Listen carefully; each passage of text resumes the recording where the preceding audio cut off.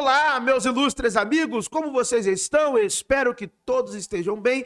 Voltamos às atividades aqui no canal Professor Carlos Alexandre Costa, um dos canais do Universo VOB, né? Verdades Ocultas da Bíblia. Estamos aqui, né, na tela com os professores Lucas Banzoli, eu, professor Henrique Caldeira, e o tema será o politeísmo na Bíblia. Então, o Lucas Banzoli estará dando uma resposta ao professor Henrique Caldeira. Então, nessa nova fase desse canal, nós iremos analisar estes vídeos, tá bom? Vamos ver, né, se realmente o referencial teórico da evidência, da cultura material, dos documentos históricos, da hermenêutica e da exegese está condizendo com os discursos que são colocados na internet, né? Se estão dentro do campo científico, dentro do campo religioso. Vamos analisar isso então. Então, se você não me conhece, eu sou Carlos Alexandre Costa, bacharel em teologia, pós-graduado em História e Teologia das Religiões. Sou autor de obras de livro, inclusive dessa obra aqui, O Inferno Não Existe, disponível na Booktube, na Amazon e no Clube de Autores. Também tem demais e-books que eu produzi. Todos os links das obras estão aqui na descrição deste vídeo. Então, vamos lá, vamos analisar. Ao longo desse vídeo, eu vou colocar aqui para vocês as referências bibliográficas de PhDs, especialistas, professores universitários, tá bom? De renome internacional que falam acerca deste tema. Eu vou trazer o que eu gosto de chamar de pessoal da primeira prateleira, tá bom? Então, o pessoal de primeira prateleira que eu vou colocar aqui para vocês, tá? Então, vamos lá, vamos ouvi-los aqui, vamos embora.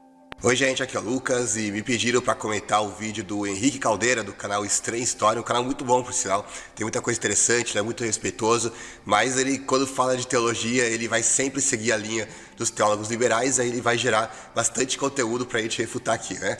Então, dois cuidados que nós temos que tomar logo de início do vídeo, né, a fala do professor Lucas Banzoli. Primeiro é teólogos liberais, que parece que ele se utilizou de um termo como se fosse mais pejorativo, ou que fosse herético ou errado, teólogo liberal.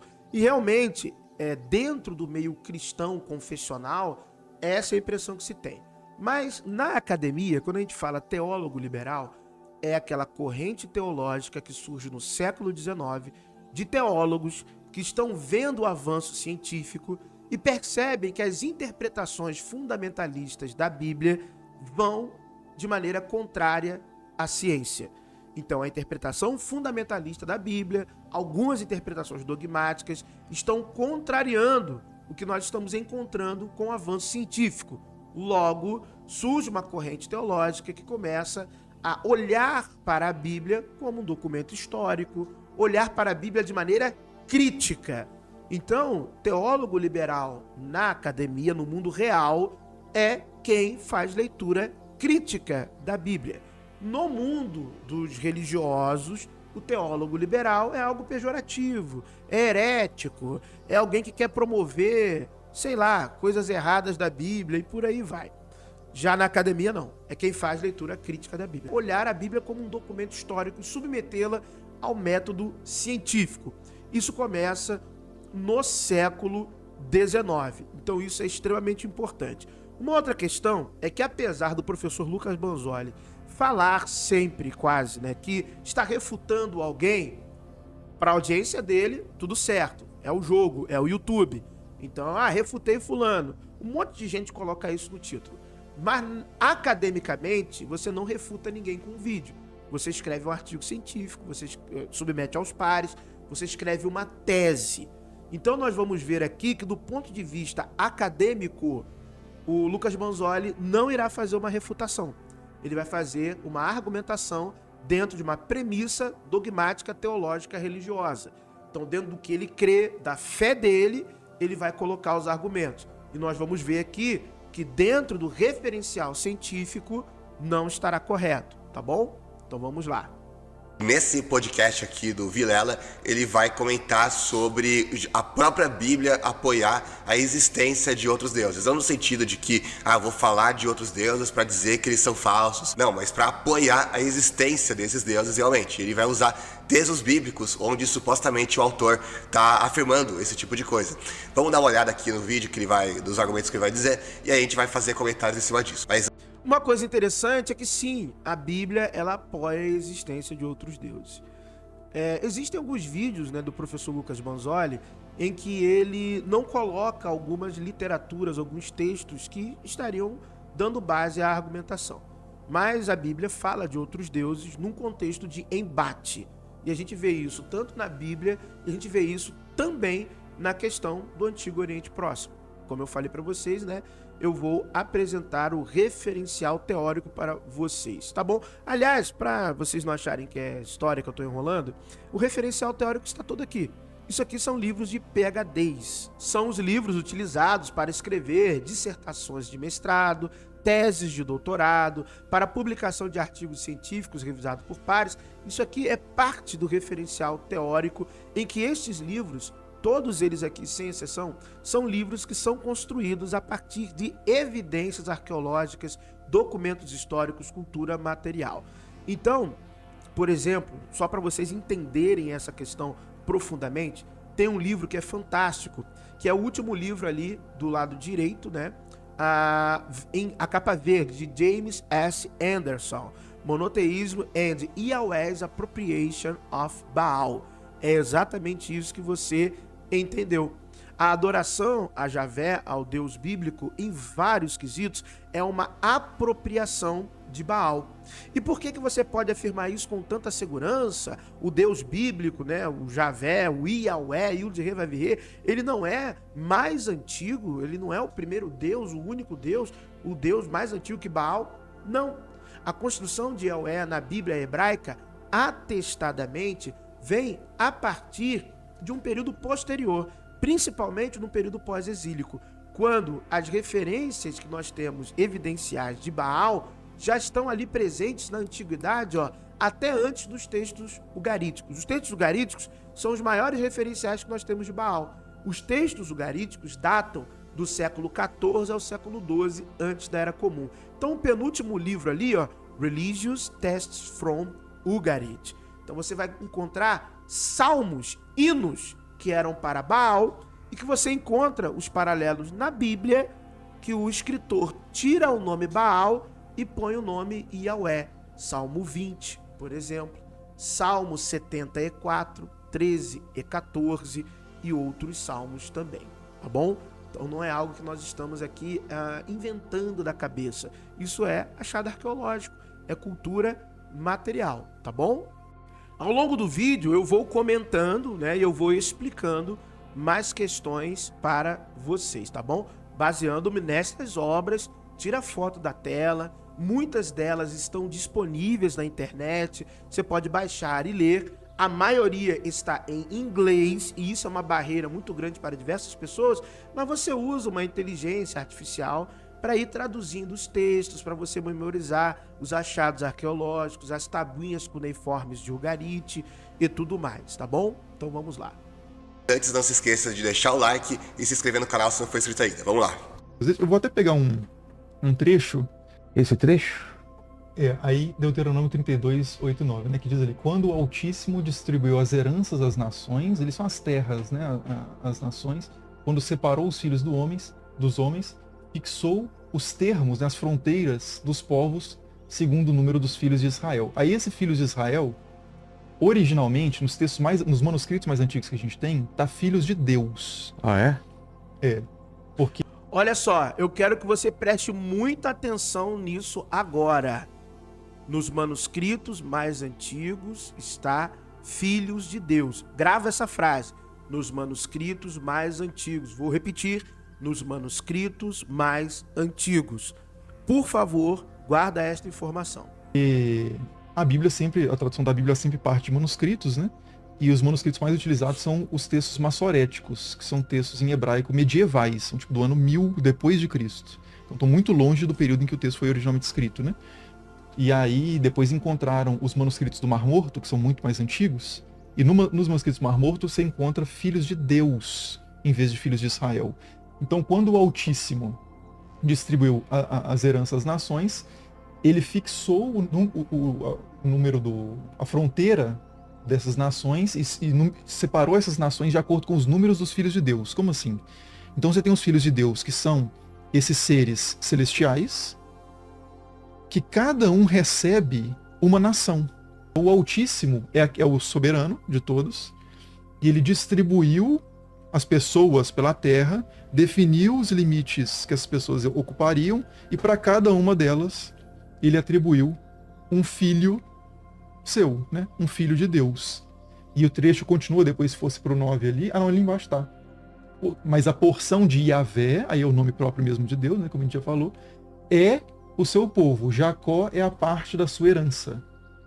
Então, a região específica entre as várias nações, a nação específica de Jacó, que é Israel, né? Jacó e Israel é o nome do mesmo patriarca, né?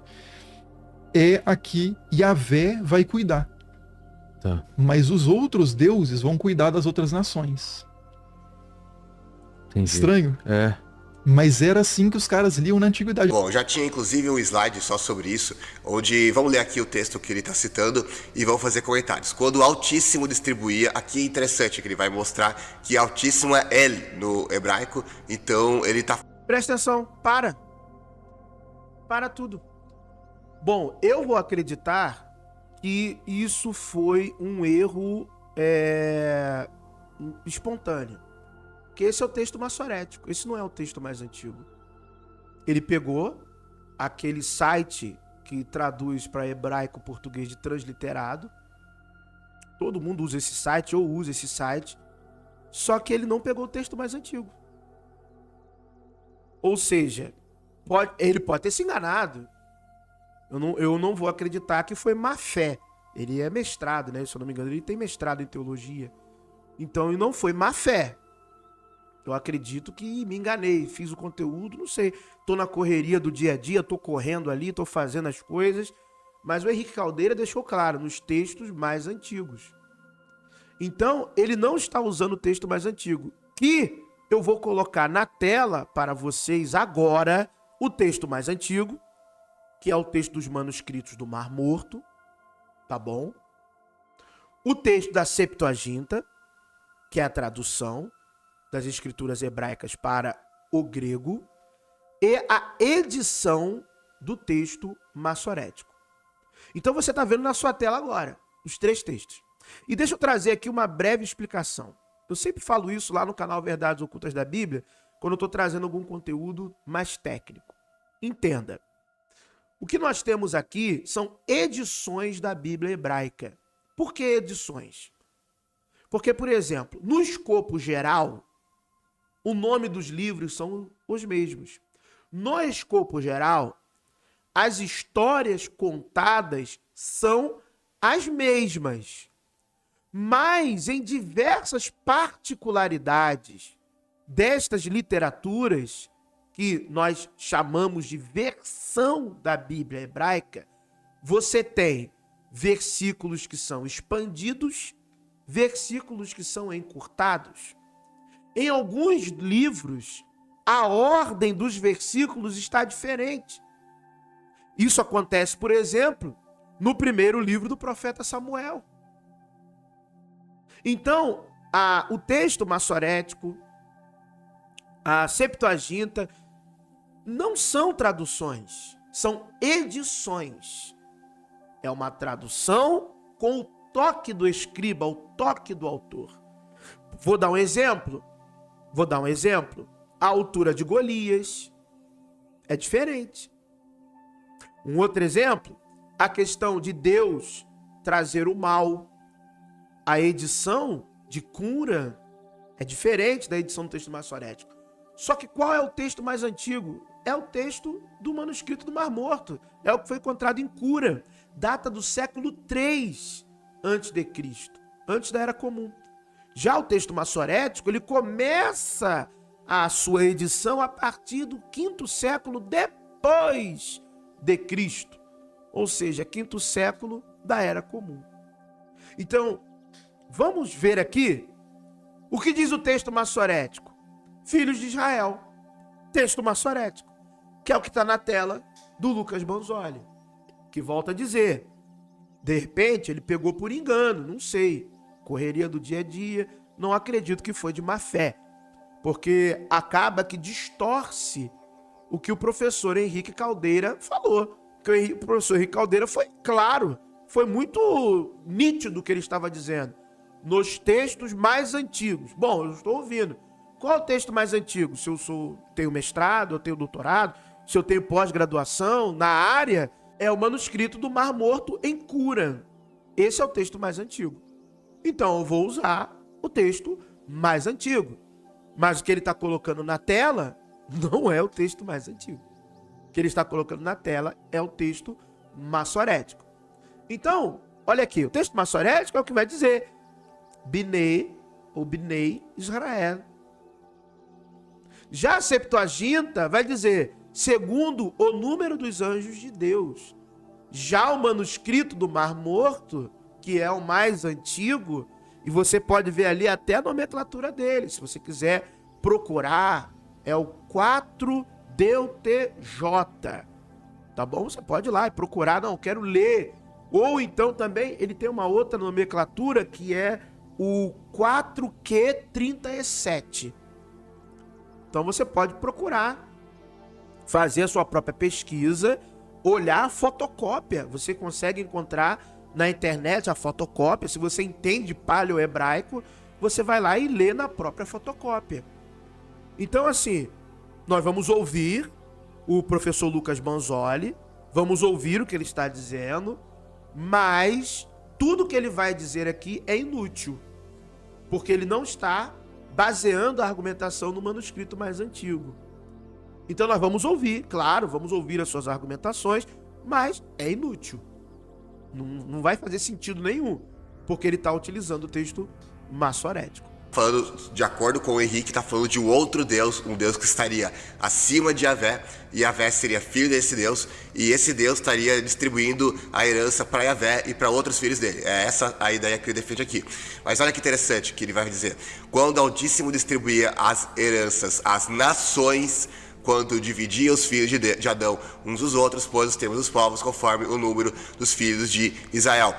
Porque a herança do Senhor é seu povo, Jacó acorda a sua herança. Aqui a primeira coisa interessante é que o texto não vai dizer que o Altíssimo distribuiu herança aos deuses, mas sim às nações. Veja que são as nações que recebem a herança. Não é como se Yahvé tivesse recebendo uma herança e outro Baal, sei lá, tivesse recebendo outra herança, Azerá recebe outra. Não, o texto está falando da herança às nações. Aí ele continua, conforme o número dos filhos de Israel. Inclusive tem um artigo científico do mestre Rogério Lima de Moura, que ele vai falar sobre as contribuições de Ugarit para a interpretação do Antigo Testamento, tá? Esse artigo vai aparecer aqui na tela também para vocês.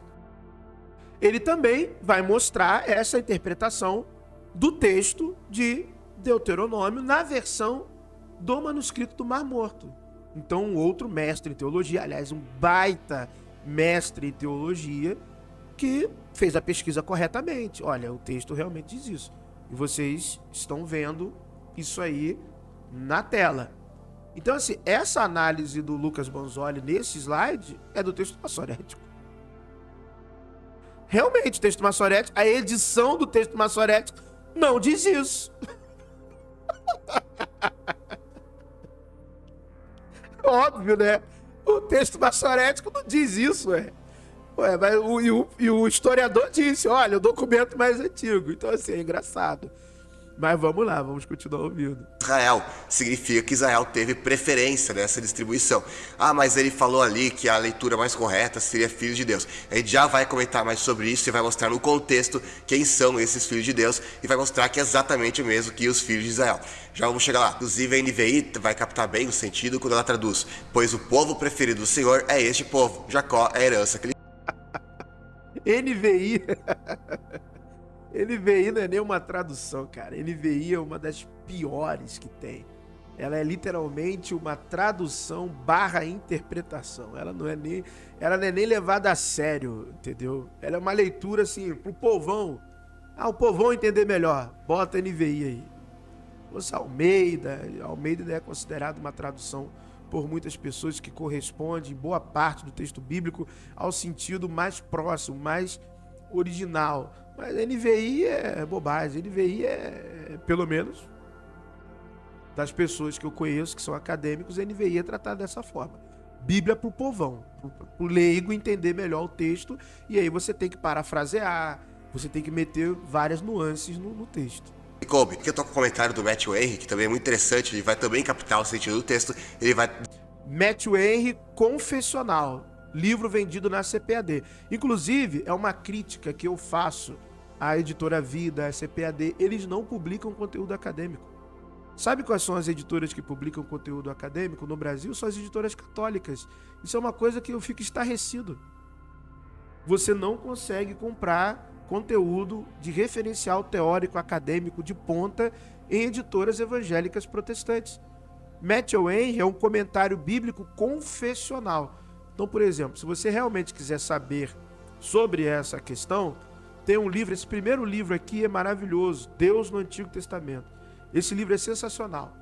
Esse livro é uma edição, um compilado de diversos artigos científicos que falam acerca de Deus, de como ele está colocado no Antigo Testamento em relação a outras divindades. Então você vai ver paralelos de El, e esse livro é em português, tá? Esse livro é muito bom e é em português. Você vai ver paralelos com El, você vai ver paralelos com Baal, você vai ver paralelos com várias literaturas e várias divindades do Antigo Oriente Próximo que estão refletidas em Javé, e o de Rei vai vir, tá bom? Então esse livro é muito bom. Um livro também muito bom para você matar esse tema é aquele livro ali, ó, esse aqui, Yahweh, esse aqui, ó, e os deuses e deusas de Canaã. Esse livro laranjinha com a tarja branca aqui em cima, de John Day. Esse livro é fantástico. Aliás, esse livro é fantástico. Esse livro aqui é o que você tem que ler e como se fosse livro de prateleira para entender essa questão. E se você quiser se aprofundar em todos os paralelos, você vai pegar aquele laranjinha lá do final na esquerda, tá bom? Aquele laranjinha lá no finalzinho na esquerda, lá embaixo do Deus do Antigo Testamento. Esse livro é o que nós utilizamos na faculdade para achar os paralelos. É um livro de referência, tá bom? Então, Israel Finkelstein, Mário Liverani, o próprio James Anderson, Jonathan Michael Golden, Glenn Taylor, o Mark S. Smith, Daniel Flame e tantos outros, Mark Cross e tantos outros, eles usam esse livro aqui, Ancient Near East Texts, tá bom? Relating to the Old Testament. O meu inglês é horrível, eu sei disso, mas dá para entender. Então, é aquele livro ali, é o livro de referencial teórico, onde estão as traduções acadêmicas dos textos do Antigo Oriente Próximo. Então é aquele livro ali que todo mundo usa. Pessoal do mestrado, doutorado, Estados Unidos, Inglaterra, França, Japão, todo mundo, quando vai fazer, olha só, eu estou te dando a fonte da fonte da fonte. Usa aquele livro ali. Ele tem a transliteração dos textos, ele tem a tradução, as variantes textuais, tudo que você possa imaginar, do Egito até o Ritas e Titas, o que você imaginar tem naquela literatura ali, tanto que é um livro enorme, gigantesco e fenomenal, tá bom? Então, assim, você vai ver tudo isso e muito mais, tá? E, infelizmente, você não vai aprender isso comprando o livro do Matthew Henry. Entendeu? Por exemplo, Daniel Flame é PhD, Mark S. Smith é PhD. São PhDs em história, arqueologia, teologia, John Day, tá bom? Então você não vai... Aquele livro ali, ó, A História Primitiva de Deus, é fantástico. Entendeu? Esse livro aqui, ó, Ancient Canaan and Israel, de Jonathan Michael Golden. Jonathan Michael Golden foi premiado por esse livro ali, né? New Perspectives. Ele foi premiado por esse livro ali. Foi um livro que, cara, movimentou muita coisa na academia. Então, assim, mas só que essa é a literatura especializada. Estes são os livros, né, que muitos outros escritores utilizam para fazer suas obras, tá bom? Então você vai pegar lá, eu nem botei aqui, As Origens de Javé, de Thomas Homer, que é popular entre os cristãos, é um livro pop, né? O que fala assim, não, aqui esse livro, todo mundo lê, não, vamos refutar. Cara, aquilo ali não é nada perto do que você vai encontrar aqui. Um livro fantástico também, que eu fiz muito conteúdo lá no Verdades Ocultas da Bíblia, é esse livro aqui, ó, Yahweh and the Sun. Cara, Biblical and Archaeological Evidence for Sun Worship in Ancient Israel. Cara, esse livro aqui é um caminhão de evidências, né? Que o culto a Javé, ele tinha também elementos do culto solar, das divindades solares. Um caminhão de evidências. Então a ideia que nós criamos de um monoteísmo puro e lindo e maravilhoso é só na nossa cabeça. O culto a Javé era um culto como qualquer outro deus na Mesopotâmia antiga, no Levante antigo, no Antigo Oriente Próximo. Com todos os elementos que você possa imaginar, inclusive com esposa, com a contraparte da mãe divina e com evidência arqueológica. Agora eu falo, você não vai aprender isso comprando o livro da CPAD, cara, infelizmente. Não vai.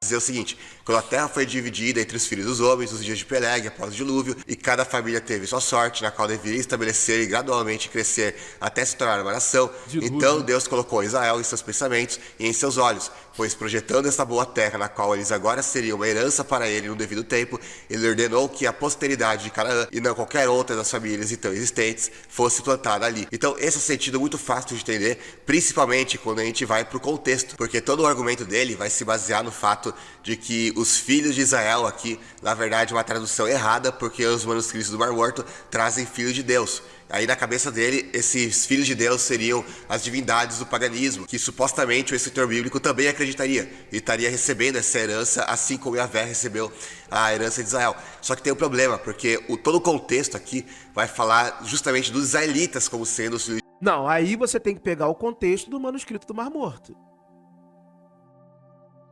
Que é o que você não fez. Ou seja, então eu estava errado. Foi na maldade. Se eu não apresento para você o contexto dos manuscritos do Mar Morto, o cara tá falando assim para mim, ó, no manuscrito mais antigo. Eu não mostro referencial teórico de verdade. Eu mostrei aqui até artigo científico, mostrando, um mestre em teologia mostrando isso, com referencial teórico. Eu não apoio em exegetas, ou seja, eu não estou refutando ninguém, eu estou falando coisa da minha cabeça, o que eu acho, da minha fé. Isso não é uma refutação.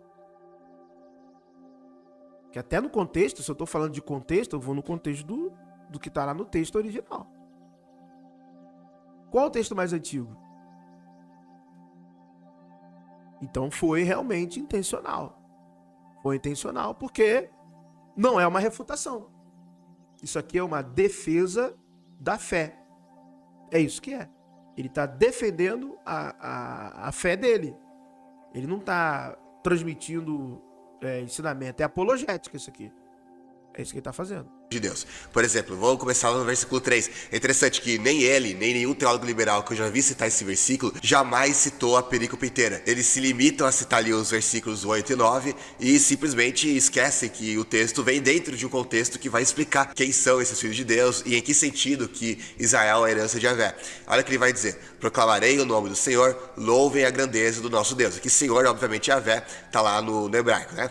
Ele é a nossa rocha, as suas obras são perfeitas, seus caminhos são justos, etc e tal. Seus filhos têm agido corruptamente para com ele, e não como filhos. Que vergonha, são geração pervertida e transviada. Peraí, quem são esses filhos aqui de Yahvé, que é justamente quem está sendo referido aqui no contexto, aqui no versículo 3? Será que ele está falando de filhos no sentido de Baal, Azerá, Quemós, Moloque, é isso que ele está falando? Claro que não, ele está falando dos filhos de Israel. Ou seja, os filhos aqui de Yahvé se referem justamente aos filhos de Israel, justamente a...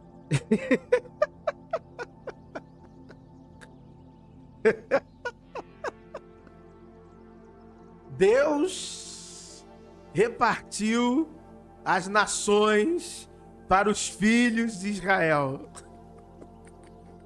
Deus repartiu os filhos dos homens entre os filhos de Israel. Cara, você...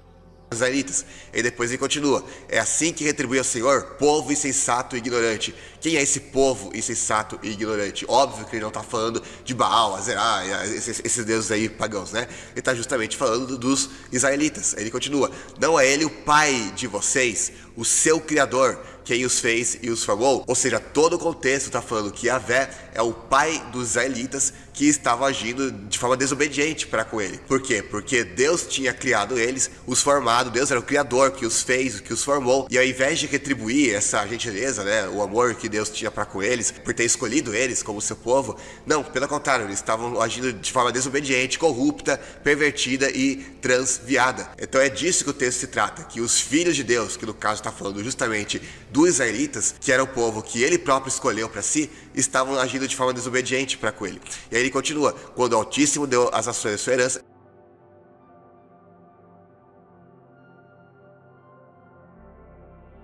Curiosamente, o Lucas ele não deu continuidade à leitura no contexto do versículo 7 em diante, porque você tem uma narrativa sendo construída de uma memória. Então, eu posso ver claramente que dentro do contexto eu tenho uma mudança narrativa. Por que ele não continuou lendo? Isso foi curioso. Que é o quê? Lembra-te dos dias da antiguidade, atenta para os anos de muitas gerações, pergunta a teu pai e ele te informará, aos teus anciãos e eles te dirão. Isso eu estou lendo, né, a Almeida. Se nós lermos no texto a tradução, né, do texto dos manuscritos do Mar Morto, vai dizer: lembrai-vos dos dias antigos, considere os anos de muitas gerações, pergunte ao seu pai e ele lhe mostrará, o mais velho e eles lhe dirão. Aí que vai vir os versículos 8 e 9. Então é engraçado que ele começa falando de um contexto. Olha o contexto. Só que o contexto muda a estrutura narrativa para falar de um passado quando Deus fazia algo. Fazia o quê? Dividia as nações pelos filhos de Deus, de acordo com o número dos filhos de Deus, ou segundo os filhos de Deus. Dividia os homens, as nações, de acordo com os filhos de Deus. Eu achei estranho que ele não dá continuidade ao próprio contexto que ele diz que nós temos que ler. Isso para mim é extremamente curioso até. E até o versículo 10 em diante, ele vai continuar. Ou seja, o contexto. Achou numa terra. Qual? O povo. O povo que é dado a esse Deus. E num ermo solitário cheio de uivos. Cercou quem? Apenas esse povo. Instruiu quem? Apenas esse povo. Guardou quem? Apenas esse povo. Como a menina dos seus olhos. Esse povo. E os outros povos? Para os demais filhos de Deus. Então, assim, o contexto está claro. Só que eu não posso querer esconder o que o contexto como um todo diz e eu apenas pensar aquilo que é do interesse de eu falar para a minha audiência. Esse Altíssimo não está falando de uma outra divindade que esteja acima de Yahvé. Para começo de conversa, porque tem inúmeros textos bíblicos que vão falar que, por exemplo, Salmos 22, 27 vai dizer: todos os confins da terra se lembrarão e se voltarão para o Senhor, tá Yahvé no hebraico, e todas as famílias e as nações se Olha só, pessoal. Elion é uma apropriação que foi dada a Javé. O El Elyon era o título do deus El, do panteão cananeu. E mesmo Elion era uma divindade à parte de El.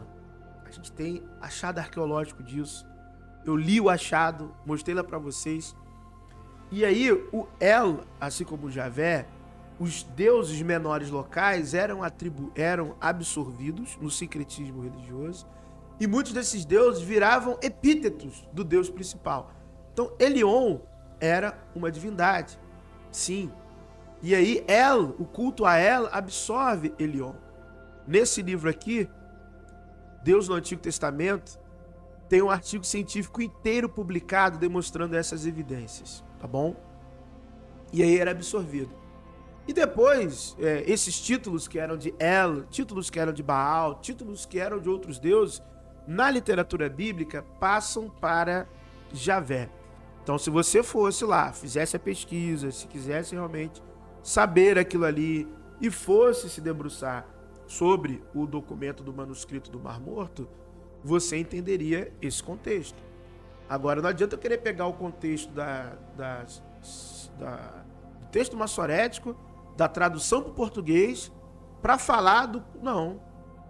Aí eu estou fazendo fé. E aí eu respeito o Lucas Banzoli, porque ele está defendendo a fé dele.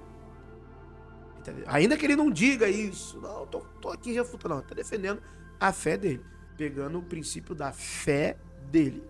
Porque senão, o que ele faria? Não, calma aí, deixa eu abrir aqui o texto, o manuscrito de Qumran, o paleo-hebraico, eu não leio hebraico, então vamos ver o que o referencial teórico está dizendo. Pessoal, eu vou encerrar o vídeo por aqui, porque isso é uma apologética, né? Isso aqui é apologese, isso daqui não é um estudo aprofundado sobre o tema, tá bom? Se vocês quiserem estudos aprofundados sobre estes temas, tem o canal Verdades Ocultas da Bíblia lá, tá bom?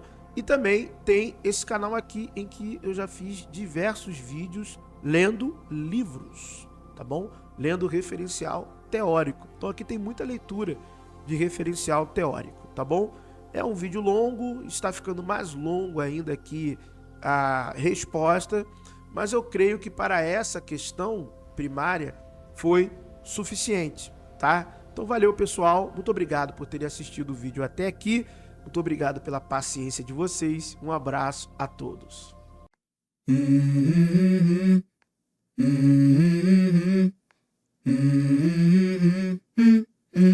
Let's go. I wake up to a little bit of drool on my pillow, feel like it's gonna be a bad day. Yeah, I'm tired of shit, and the coffee ain't hit yet, damn, ain't that great. I don't wanna go to